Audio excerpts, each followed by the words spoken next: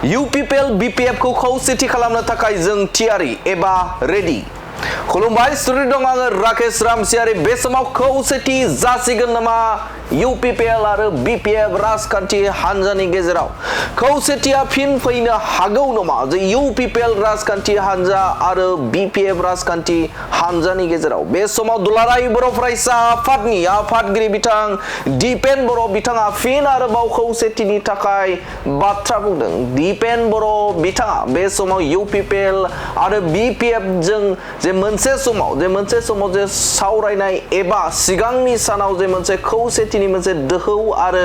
गोबां खेब सावरायनाया आवगायदोंमोन नाथाय माखासे जाहोननि थाखाय एबा उफ्रा बिसायख'थिनि थाखाय बे थाबथानानै दङमोन नाथाय बे समाव फिन आरोबाव दुलाराय बर' फरायसा आफादा UPPL आरो BPF खौ खौसेथि खालामनो थाखाय रेडि होनानै बाथ्रा बुंथिदों एबा जाखिनि माहारियारि आफादनि जाखिनि डिउटि एबा बे समाव मावनो गोनां बिबान बे मावनो गोनां बिबानखौ मावलांनो थाखाय थियारि होनानै बाथ्रा बुंथिदों एबसुनि आफादगिरि बिथां दिपेन बर'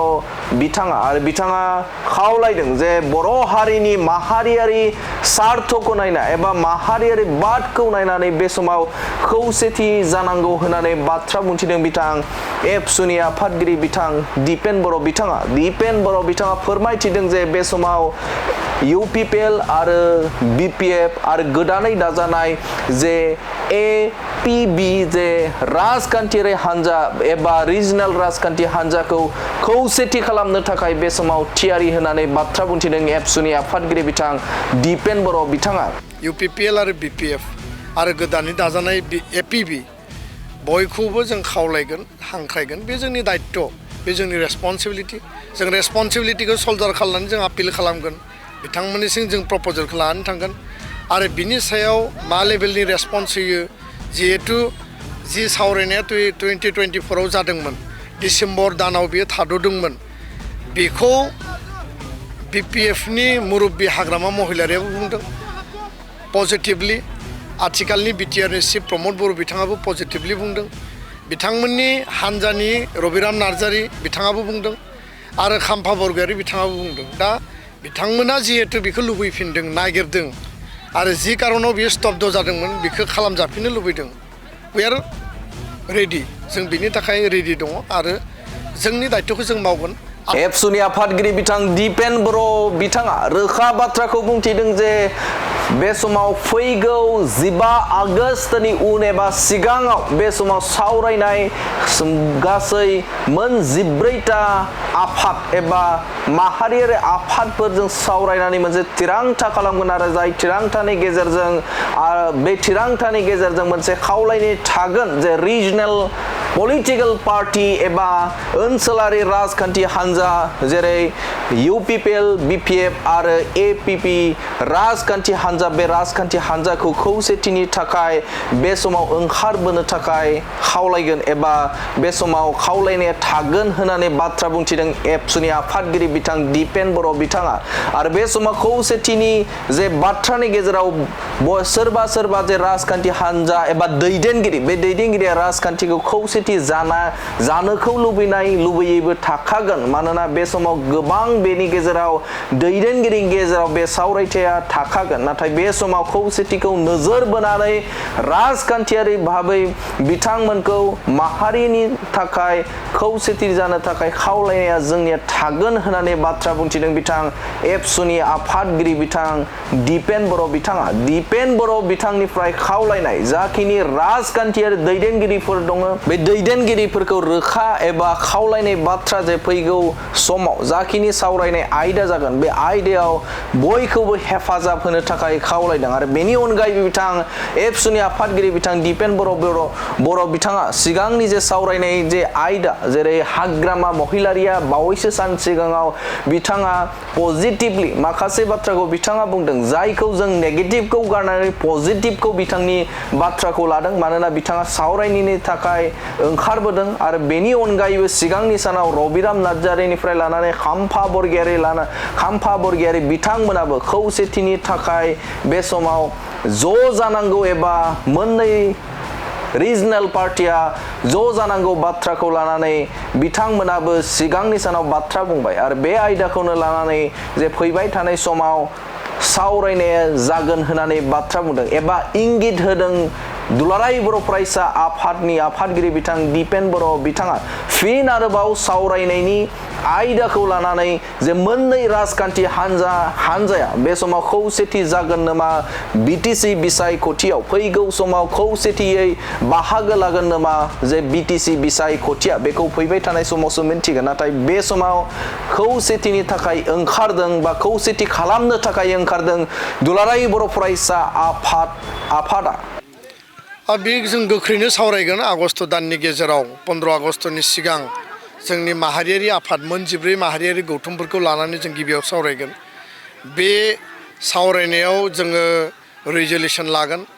आरो जोंहा 30टा जाति जनगोष्ठी बिटिआरआव थानाय 26टा जाति जनगोष्ठीनि 30टा संगठन दङ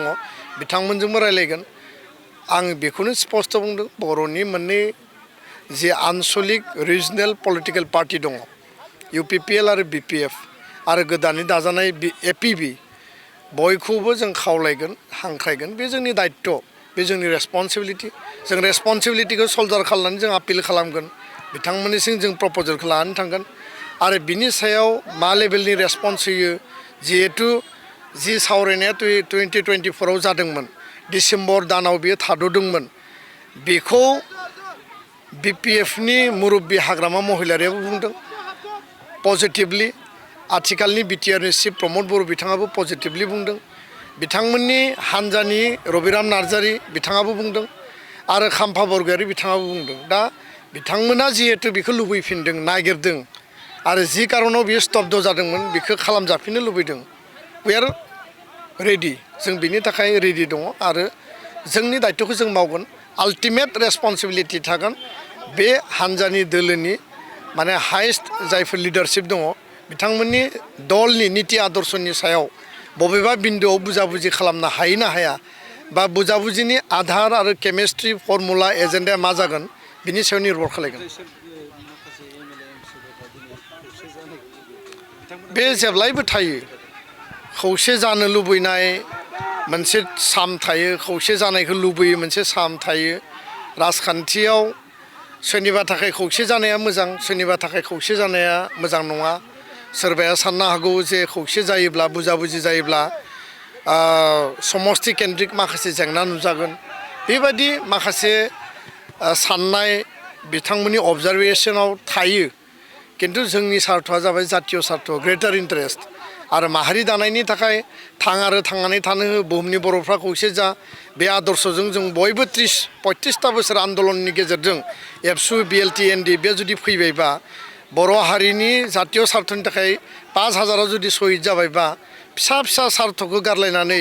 गिदिर माहारि दानायनि सार्थआव जों मानो खौसे जानो हाया प्रश्नआ बेसो दा बेखौ जुदि बयबो गनायलायोबा खौसे जागोन आरो जुदि गावबा गावनि सार्थखौ बयबो सानलायलायोबा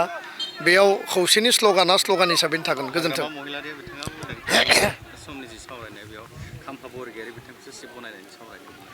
बेफोर मा होनना बुङो बायदिसिना दान्थे बिदान्थे बायदिसिना गावबा गावनि जुक्ति आर्गुमेन्टफोरखौ बयबो होलायलायगोन आरो बे गासै खोथाखौ बुंलायलायनायनि गेजेरावबो आङो पजिटिभ माखासे बिन्दुखौ नुदों हाग्रामा महिलारिनि बुंनायावबो पजिटिभ माखासे माने नोजोरबो दङ आरो माखासे दान्थे बिदान्थे माने कनफ्लिक्टिं अपिनियनबो दङ आरो गुबुन गुबुन दैदेनगिरिफ्राबो बेबायदिनो बुंदों दा जोङो पजिटिभखौ लादों जों नेगेटिभखौ लायाखै आरो नेगेटिभखौ लानानै सावरायोबा बेयाव मालाबाबो सावरायनायनि परिबेस फैनाय नङा पजिटिभखौ लानानै जोङो आवगायगोन आरो बे पजिटिभिटिजोंनो जोङो लामाखौ माने हान्थिलांनो थाखाय जोङो दायो सानदों आरो थांखि लादों गोजोन्थों बे समा बुंगोन आङो दिनै बेखौ बुंथ'लिया सिगाङाव जोङो हान्जाफोरनि दोलोनि आफादफोरनि मिटिंखौ लिंनि सम आरो थासारिजों रायजो राजानो जोङो बिनि परिबेस परिस्थितिया मा जादों बेखौ जों मिथिहोगोन गोजोन्थों